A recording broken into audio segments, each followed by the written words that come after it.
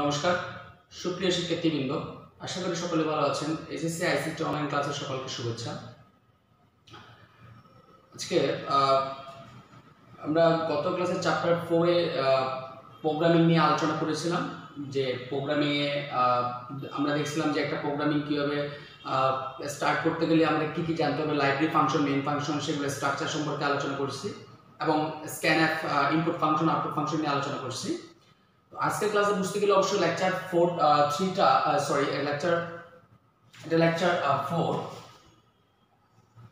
Lecture 3টা অবশ্যই দেখতে হবে। যদি লেকচার 3টা যদি সম্পর্কে ধারণা না থাকে, input function, output function, library function, main function সম্পর্কে ধারণা না থাকে, তাহলে আজকে প্রোগ্রামিং আমরা আজকে যখন প্রোগ্রামগুলো স্টার্ট করব, তাহলে প্রোগ্রামগুলো অবশ্যই বুঝতে পারবেন না। তাহলে অবশ্যই যারা ক্লাসটা দেখেন অবশ্যই দেখে নেবেন।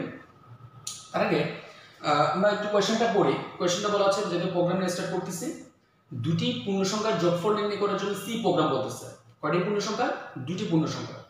তাহলে আমাকে একটু আগে অ্যানালাইসিস করতে হবে যে এখানে কোনো মান দেয়া আছে কিনা। ঠিক আছে, তাহলে এখানে কোনো মান দেয়া নেই। তাহলে কোন সময় আমরা স্ক্যানএফ ইউজ করব, মানে ইনপুট ফাংশন ইউজ করব, কোন সময় করব না। তার মানে হচ্ছে মান দেয়া থাকলে আমাকে স্ক্যানএফের কোনো প্রয়োজন নেই, তার মানে হচ্ছে ইনপুট ফাংশনের কোনো প্রয়োজন নেই। যদি মান দেয়া না থাকে তখন হচ্ছে ইনপুট ফাংশনের প্রয়োজন আছে। তার মানে হচ্ছে অজানা মানের জন্য আমাকে সবসময় স্ক্যানএফ ইউজ করতে হবে, অজানা মানের জন্য। এখন দেখেন, তাহলে একটা প্রোগ্রাম স্টার্ট করতে গেলে অবশ্যই সবসময় মাথায় যেটা রাখতে হবে সেটা হচ্ছে একটা লাইব্রেরি ফাংশন অবশ্যই লিখে ফেলতে হবে, যেটা হচ্ছে hash include CLUDESTDIO.h। Library function অবশ্যই লিখতে হবে। তারপর হচ্ছে একটা কি লাগবে, একটা মেইন নামক একটা ফাংশন লাগবে, এটা হচ্ছে সবসময় লাগবে। Second bracket start. এখন প্রোগ্রাম শুরু করার আগে আমাকে কি করতে হবে, আগে ভেরিয়েবলগুলো ডিক্লেয়ার করতে হবে যে আমি কয়টা ভেরিয়েবল নিয়ে কাজ করব, কি কাজ করব, সেগুলোর ক্ষেত্রে কি কি ভেরিয়েবল লাগতে পারে।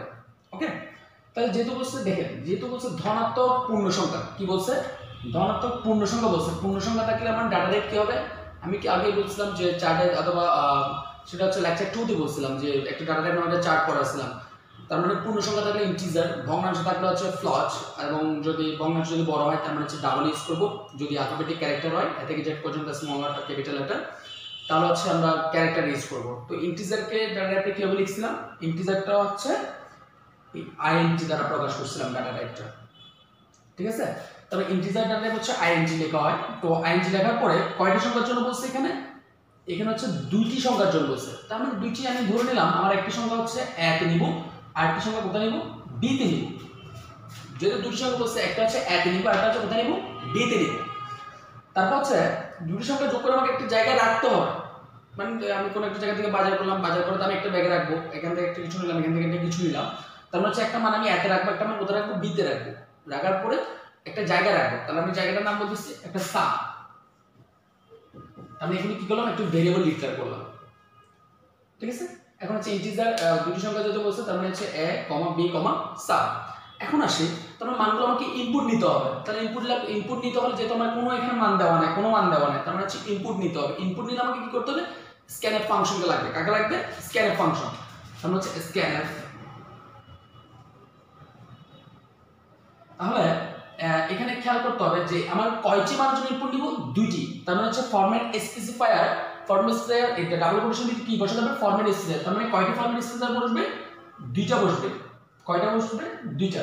তাহলে একটা জিনিস খেয়াল করুন তো, যে আমি %d কয়টা দিছি, দুইটা দিছি। কেন %d দিলাম বা অন্য কিছু কেন দিলাম না, কারণ আমি এখানে যে ভেরিয়েবলগুলো লিখবো, মানে এখানে যে ভেরিয়েবলগুলো আমি ইনপুট নিব, সেই ভেরিয়েবলের ডাটা টাইপ কি আছে, ইন্টিজার। তার মানে ইন্টিজার ফরম্যাটে ফরম্যাট স্পেসিফায়ার হচ্ছে %d।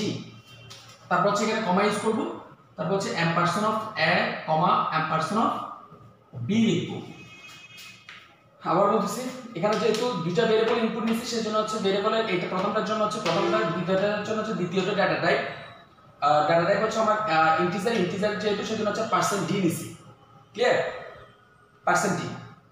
এখন মনে রাখতে হবে যেটা হচ্ছে ভেরিয়েবলের মাঝখানে কমা ইউজ করা যায়, কিন্তু ফরম্যাট স্পেসের মাঝখানে কি ইউজ করা যাবে না, কমা ইউজ করা যাবে না। যদি আমি এখানে ভেরিয়েবল একটা ইনপুট নিতাম, তার মানে হচ্ছে এখানে %d কয়টা হতো, একটা। তাও আমি বারবার বলতেছি %dটা, এবং এখানে %d হবে নাকি %f হবে নাকি %c হবে, এগুলো সবগুলো নির্ভর করবে কার উপর, আমার ডাটা টাইপ। আমি যে ভেরিয়েবলটা এখানে আমি ইনপুট হিসেবে নিচ্ছি, সেই ভেরিয়েবলটা আমার এখানে ডাটা টাইপটা দেখতে হবে, এটার উপর নির্ভর করবে এগুলো। ঠিক আছে, এখন আমার কাছে যে স্ক্যানএফ করছি, তার মানে হচ্ছে আমার ইনপুট চাইবে। তার মানে ইনপুট মনে করে ধরে নিলাম ইনপুট চলে আসছে, ইনপুট চলে আসার পর আমাকে কি করতে হবে, আমি সাম নামক একটা ভেরিয়েবলে রাখবো। কাকে রাখবো? a প্লাস বি কে রাখবো। a প্লাস বি কে কি করতে বলছে? আমাকে যোগ করতে বলছে, যার কারণ হচ্ছে a প্লাস বি। ক্লিয়ার? তারপর হচ্ছে এর মান যেটা আসবে এখানে আসবে, বি মান যেটা আসবে সেখানে এখানে আসবে, যোগ করে কোথায় রাখবে? সামে রাখবে। এখন আমার যোগফলটা কোথায় আছে? সামে আছে। তাহলে কাকে প্রিন্ট করতে হবে? এখন আমাকে আউটপুট দেখাতে হবে। আউটপুট দেখানোর জন্য কোন ফাংশন বলছিলাম? প্রিন্টএফ লাগবে। কি লাগবে? প্রিন্টএফ। তাহলে আমি এখানে কি ইউজ করব? এখানে % d ইউজ করতেছি। তাহলে এখানে হচ্ছে কাকে প্রিন্ট করব? সামকে। তাহলে এখানে % d কেন? কারণ হচ্ছে আমি যে ভেরিয়েবলটা প্রিন্ট করতেছি, মানের মান যেটা দেখতে চাচ্ছি সেই ভেরিয়েবলটাকে আমাকে প্রিন্ট করতে হবে। সেই ভেরিয়েবলটা প্রিন্ট করলে অবশ্যই এখানে কি দিতে হবে? তার ডাটা টাইপ দিতে হবে। যদি ডাটা টাইপ না হয় এই ভেরিয়েবলটাকে সে চিনতে পারবে না। অবশ্যই এখানে কি দিতে হবে? Data type. একটা মনে রাখতে হবে, ডাবল কোটেশনের ভিতরে যদি কোনো কিছু লেখা লিখি, ডাবল কোটেশনের ভিতরে কোনো কিছু লেখা লিখি, তার মানে সেটা অটোমেটিক্যালি শো করে। তার মানে এটা এতটুকু হচ্ছে প্রোগ্রামটা চাইলে আমি এতটুকু শেষ করে দিতে পারি। কিন্তু একটা কথা বলি, যেমন এটা প্রোগ্রামটা এতটুকু শেষ, যদি বলা হয় যে আমি এখানে না লিখলে আচ্ছা % d লিখলাম, তার মানে ধরে নিলাম এর মান ধরলাম 5, বির মান ধরলাম 10, তার মানে যোগ করলে কত হবে? তাহলে সাম ইকুয়াল কত আসে? 5 + 10, তার মানে ইকুয়াল টু 50। মানে যোগফল কত আসে? 50। তাহলে আমার আউটপুট স্ক্রিনে দেখাবে, শুধুমাত্র 50। আউটপুট স্ক্রিনে কত দেখাবে? শুধু 50। কারণ আমি ডাবল কোটেশনের ভিতরে কোনো লেখা ইউজ করি না। আচ্ছা, যদি ডাবল কোটেশনের ভিতরে আমি লেখা ইউজ করতাম, যে এবার বলতাম টোটাল ইকুয়াল % d সাম, আগে কিন্তু আমি টোটাল ইকুয়ালটা লিখি নাই, শুধুমাত্র % d লিখছিলাম, তাই তো? তার মানে এখানে টোটাল ইকুয়াল যখন % দিচ্ছি, তার মানে এর ক্ষেত্রে আউটপুট কি দেখাবে? জাস্ট এর ক্ষেত্রে আউটপুট যেটা দেখাবে সেটা হচ্ছে ওই যে বললাম ডাবল কোটেশনের ভিতরে যে লেখা দিবে তার শো করবে। তার মানে টোটাল ইকুয়াল 15 দেখাবে। টোটাল ইকুয়াল কত দেখাবে? 15। এই যে তার মানে হচ্ছে ডাবল কোটেশনের ভিতরে যে লেখাটা দিছি সেটা শো করবে, আর আউটপুটের মানটা অবশ্যই আসবে। তো যে যেরকম চাই সেরকম করে সাজাতে পারেন, কোনো সমস্যা নেই। আশা করি বুঝতে পেরেছেন। এখন যদি আমাকে বলা হয় যে এটা তো মান দেওয়া ছিল না, এখন যদি মান দিয়ে দিই, ধরে নিলাম যে 5, 10 সংখ্যা দুটি যোগফল নির্ণয়ের জন্য সি প্রোগ্রাম করব। কি বললাম? 5, 10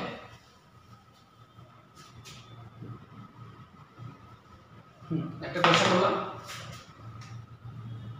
5, 10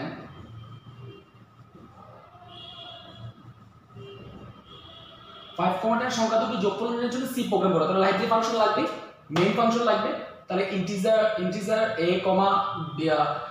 ইন্টিজার a নিলাম, তার মানে হচ্ছে আমাকে মান দেওয়া আছে, আগে কিন্তু মান দেওয়া ছিল না। তার মানে আমি 5টাকে প্রথমে কোথায় রাখলাম? a তে রাখলাম, তারপরে b তে কি রাখলাম? 10 রাখলাম। 5 এর মধ্যে 5, তার মানে আমি আবার বলতেছি, কারণ হচ্ছে সি প্রোগ্রামিং অপারেটর টপিকটা একটু খেয়াল করবেন। যেখানে হচ্ছে আমরা জানি ম্যাথমেটিক্যালি a = 5, যেখানে mathematically left hand side equal right hand side থাকে, কিন্তু এখানে a = 5 মানে বোঝাচ্ছে এর ভিতরে কি আসবে? 5 আসবে। এর ভিতরে 5 মানে 5 কে রাখতেছে, তার মানে হচ্ছে চলক হিসেবে যখন কাজ করতেছে। a = 5 আর হচ্ছে কি b = 10। তাহলে কমা যোগ করে জায়গা রাখার জন্য একটা কি রাখলাম? সাম নামক একটা ভেরিয়েবল নিলাম। তাহলে এখন কি আমার স্ক্যানার দরকার আছে? না। কেন? মান তো অলরেডি দেয়া আছে, তার মানে স্ক্যানার দরকার আছে না। মান জানা মান থাকলে সেটার জন্য স্ক্যানারের প্রয়োজন নেই। তার মানে এখন সরাসরি আমি কি লিখে দিব? সাম ইকুয়াল a প্লাস b। তাহলে এখন বলতে পারেন স্যার যেখানে a = 5, b = 10 লিখলাম, এখানে শুধু ib লিখলাম কেন? কারণ এখানে a যখন 5 বলছে তখন এর মধ্যে অলরেডি 5 আছে, তার মানে a কে আমি ডাক দিলে কাকে পাবো? 5 কে পাবো। b = 10, তার মানে b এর মধ্যে 5 আছে, তার মানে কাকে ডাক দিলে b কে যদি আমি লিখি, তার মানে b কে লিখলে b এর মধ্যে কি আছে? 10 আছে, তার মানে 5 এবং 10 যোগ করে কোথায় রাখবে? 15 হিসেবে কোথায় রাখবে? সামে রাখবে। এখন আমার যোগফল যেহেতু শেষ, আমাকে এটা কি করতে হবে? প্রিন্ট করতে হবে। তার মানে টোটাল ইকুয়াল % d। কাকে প্রিন্ট করব? সাম, কারণ আমার সর্বশেষ ফলাফলটা কোথায় আছে?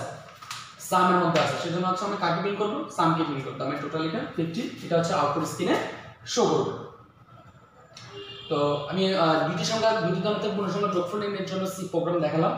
তো আপনারা আরেকটা কাজ করতে পারেন যে তিনটি ধনাত্মক পূর্ণসংখ্যার যোগফল নির্ণয়ের জন্য সি প্রোগ্রাম করতে পারেন।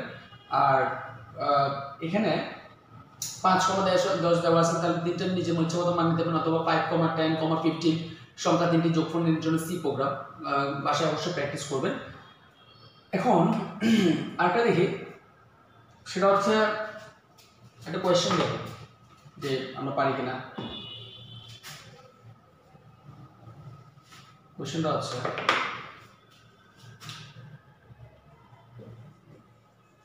একটি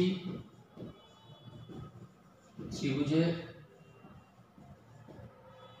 ক্ষেত্রফল, একটি ত্রিভুজের ক্ষেত্রফলের জন্য সি প্রোগ্রাম বলছে কি বলার জন্য, ক্ষেত্রফলের জন্য, কার জন্য, ত্রিভুজের জন্য। আচ্ছা আমরা ত্রিভুজের ক্ষেত্রফলের জন্য বলছে তো, তাহলে আগে আমাকে একটু অ্যানালাইসিস করতে হবে যে তাহলে ক্ষেত্রফলের সূত্রটা কি। আমরা জানি ত্রিভুজের ক্ষেত্রফল বের করার সূত্র কি ছিল, ক্ষেত্রফল বের করার সূত্র ছিল হাফ ইনটু ভূমি গুণ উচ্চতা। এটা ছিল আমাদের ত্রিভুজের ক্ষেত্রফল বের করার সূত্র। তো এখানে এটাকে এখন আমরা যেহেতু এগুলো সবগুলো ইংলিশে আমাকে লিখতে হচ্ছে, তার মানে এগুলো ভেরিয়েবল হিসেবে একটাকে আমাকে কিভাবে কাউন্ট করে নিতে হবে। তাহলে এখানে হাফকে আমি হাফ লিখে রাখলাম, হাফকে কি লিখলাম, হাফ। ভূমির জন্য মনে করুন বি নিলাম, মানে লাইনটাতে ভূমি যে কোনো কিছু নিতে পারো, ভেরিয়েবল তো ভেরিয়েবলই। ভূমির জন্য আমি কাকে নিলাম, বি কে নিলাম। আর উচ্চতা বোঝানোর জন্য আমি কাকে নিলাম, এইচ কে নিলাম। কাকে নিচ্ছি, এইচ। ম্যাথমেটিক্যাল ফর্মে মানে প্রোগ্রামিং এ এইভাবে হাফকে এভাবে কিন্তু লেখা যায় না। তার মানে এটাকে আমরা লিখতে হলে আমাকে কিভাবে লিখতে হবে, তার মানে হচ্ছে B into H divided by 2 এভাবে লিখতে হবে। কারণ আমরা জানি হাফ ইন্টু ভূমি গুণ উচ্চতা মানে হচ্ছে বি ইন্টু এইচ, এটা হচ্ছে উপরের সংখ্যা। তার মানে উপরের সংখ্যা থাকলে এটাকে আমরা এভাবে লিখতে পারি। আর ক্ষেত্রফল ইংরেজি কি, ক্ষেত্রফল ইংরেজি হচ্ছে এরিয়া। তাহলে একটু খেয়াল করেন, আমার মূল প্রসেসটা হচ্ছে আমাকে প্রসেসটা আগে অ্যানালাইসিস করে একটু বের করতে হবে, কারণ মূল প্রসেসটা যদি না জানি আমি প্রোগ্রামিং করতে পারবো না। এভাবে অ্যানালাইসিস করতে হবে। তার মানে ক্ষেত্রফল হচ্ছে area equal B into H divided by 2। এখানে ইনটুতে কিভাবে দিতে হয়, স্টার আকৃতি দিতে হয়। স্টার আকৃতি মানে এভাবে একটা গুণ চিহ্ন দিব, এভাবে দিব, এভাবে দিব। এটা হচ্ছে ইনটু সিম্বল। কিন্তু যদি কেউ বলে যে না স্টার আকৃতি দিতে, আমি এভাবে স্টার দিই, তার মানে এটা হচ্ছে রং ওয়ে, এটা হচ্ছে রং ওয়ে। মানে এটাই হচ্ছে আমাকে ইউজ করতে হবে ইনটুর জন্য। বুঝতে পারছি? এখন দেখি যে এই ভেরিয়েবলের মধ্যে কি আছে। এটা হচ্ছে আমার অ্যানালাইসিস, ঠিক আছে। অ্যানালাইসিস করলাম area equal B into H divided by 2। এটা হচ্ছে ক্ষেত্রফল বের করার সূত্র অ্যানালাইসিস করলাম। তাহলে এখানে কোনো মান দেওয়া আছে, মান দেওয়া নাই। তার মানে এখানে কি কি ভেরিয়েবল লাগছে আমাকে দেখতে হবে। ভেরিয়েবল কি কি আছে, একটা হচ্ছে এরিয়া আছে, একটা হচ্ছে বি আছে, একটা হচ্ছে এইচ আছে। 2 তো আমার জানা মান, তাহলে এটা নিয়ে আমার টেনশন করার দরকার নাই। তাহলে যেগুলো অজানা মান সেগুলো হচ্ছে আমার ভেরিয়েবল হিসেবে আসবে। তার মানে কে কে আসবে, একটা হচ্ছে এরিয়া, আরটা হচ্ছে বি, আরটা হচ্ছে এইচ। ভেরিয়েবল যেগুলো আছে, একটা হচ্ছে এরিয়া, একটা হচ্ছে বি, আরটা হচ্ছে এইচ। তার মানে তিনটা দিলাম। আর কোনো কিছু দরকার আছে, দরকার নেই। যেহেতু অজানা মান, কোনগুলো মান অজানা আমাকে, এটা তো আমি জাস্ট রাখতেছি। তার মানে হচ্ছে আমার যখন আমি কিছুক্ষণ আগে যখন দেখাচ্ছি যে সাম ইকুয়াল এ প্লাস বি, তার মানে আমি সামের জন্য কোনো ইনপুট নিছি না, শুধুমাত্র কোনটা এ প্লাস বি মানে অ্যাডির জন্য নিছি। তার মানে অ্যাডিটা কোন পাশে ছিল, ডান পাশে ছিল। তার মানে ইকুয়ালের পরে রাইট হ্যান্ড সাইড যেগুলো থাকবে সেখানেগুলো আমার ইনপুট হিসেবে আসবে। তার মানে বি এখানে কি আছে, বি এইচ। তার মানে স্ক্যানএফ করতে হবে, কি করতে হবে, স্ক্যানএফ অজানা মানের জন্য। আচ্ছা কয়টা মান অজানা আছে আমার, দুইটা মান অজানা আছে। তার মানে দুইটা মান বের করতে হবে। পার্সেন্ট দিলাম, এখানে হচ্ছে ampersand of B comma ampersand of H, এগুলো হচ্ছে এম্পারসেন্ট বলা আছে। তার মানে বি এর জন্য আমি ইনপুট নিব, এইচ এর জন্য কি নিব, ইনপুট নিব। ইনপুট নেওয়ার পর তার আমার হচ্ছে ইনপুট আসবে, ইনপুট আসার পর ওই যেটা হচ্ছে এটা প্রসেসটা সম্পূর্ণ বসাই দিতে হবে। তার মানে area equal B into H divided by 2। কিন্তু আবার বলতেছি প্রোগ্রামিং এভাবে হাফ লেখা যাবে না। তাহলে প্রোগ্রামিং যেহেতু হাফ লিখে যাবে না, এটাকে এইভাবে করে আমাদেরকে লিখতে হবে। অথবা হাফকে আমরা এভাবে লিখতে পারি 0.5, তাও এটা গুণাকারে দেখাতে হবে। যেভাবে হোক মানে হাফকে এভাবে লেখা যাবে না। তার মানে প্রথম আমি কি করলাম, প্রথমে আমি হচ্ছে যেহেতু আমাকে বলছে ক্ষেত্রফলের জন্য প্রোগ্রাম, তাকে একটু প্রিন্ট করি। কাকে প্রিন্ট করবো, এরিয়াকে প্রিন্ট করবো, তাই তো।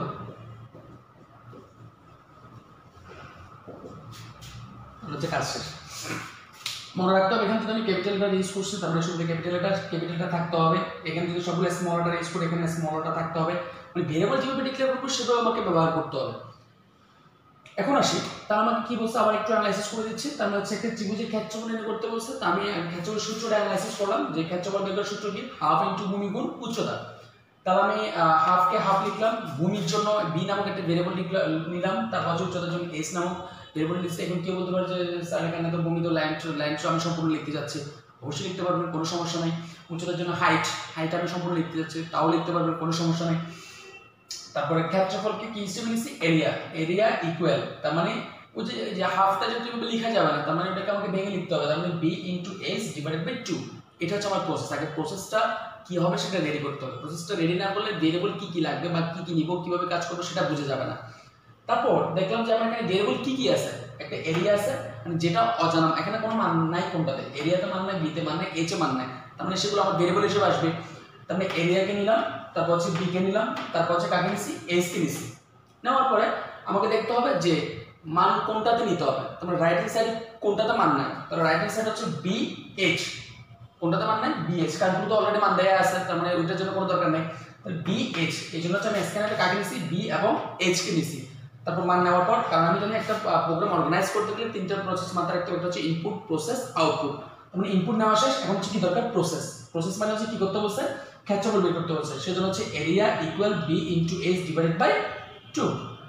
কারণ ইনপুট নেওয়া শেষ, প্রসেসও শেষ, এখন কি করতে হবে, আউটপুট। আউটপুট মানে হচ্ছে প্রিন্টএফ। প্রিন্টএফ করলাম, কাকে প্রিন্ট করলাম, এরিয়াকে প্রিন্ট করলাম। তো আশা করি সকলে বুঝতে পেরেছেন। আমরা নেক্সট ক্লাসে লেকচার 5 এ এরকম ধারাবাহিকভাবে প্রোগ্রামিংগুলো শেষ করার চেষ্টা করব। আর প্রোগ্রামিংগুলো ক্লাসগুলো যদি এরকম ছোটখাটো প্রোগ্রামগুলো যদি শুরু থেকে যদি ক্লাস যদি অ্যাটেনটিভ না হন বা ক্লাসগুলো যদি বোঝার চেষ্টা না করেন, তাহলে পরবর্তীতে যখন বড় প্রোগ্রামে যাব তখন সেগুলো বুঝতে অবশ্যই প্রবলেম হবে। তো সেই জন্য ক্লাসগুলো ধারাবাহিকভাবে করার চেষ্টা করবেন। আর যদি তারপরে বুঝতে কারো যদি ছোটখাটো প্রবলেম হয় তাহলে অবশ্যই কমেন্ট সেকশনে জানাবেন, আমি উত্তর দেওয়ার চেষ্টা করব। এই পর্যন্ত সবাই ভালো থাকবেন। পরবর্তী ক্লাসে আমন্ত্রণ জানিয়ে আজকে ক্লাস এখানে সমাপ্তি ঘোষণা করছি। ধন্যবাদ।